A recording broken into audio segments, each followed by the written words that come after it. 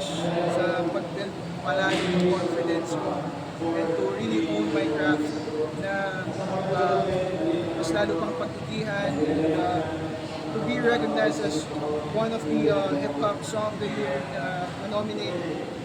Panalo na ako doon sa pagiging nominee pa lang. Pero Wish 1075, nabigyan talaga ako ng mga opportunities na hindi ko akalain.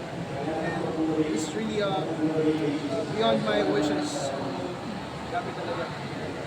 So aside from you po winning the award, meron din po mga beneficiaries na magbe-benefit po ng award. Ano po masasabi niyo sa ganun? Ay, hindi lang po kayo nanalo. Ayun, sobrang laking tulong nun sa mga nangangailangan at sa mga cancer patients. And isa yun sa mga nagiging goals ko ngayon is to help other people na nangangailangan.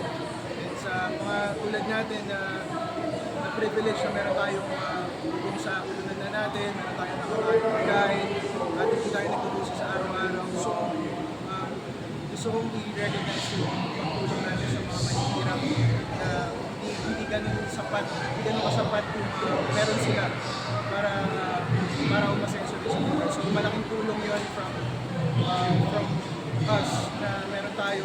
And ayun, malaking tulong yun sa mga nangangailangan.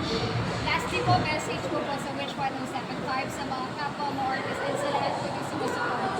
Yo, thank you Wish 1075 and sa mga artists na sumusuporta sa akin, sa mga listeners. And I wish na continue lang ako sa pag-support.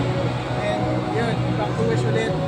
Maraming salamat for recognizing Filipino talent sa pag-sampa din sa OPM, sa pagbibigay ng platform sa amin na really put our craft out to the world. Maraming salamat Wish 175.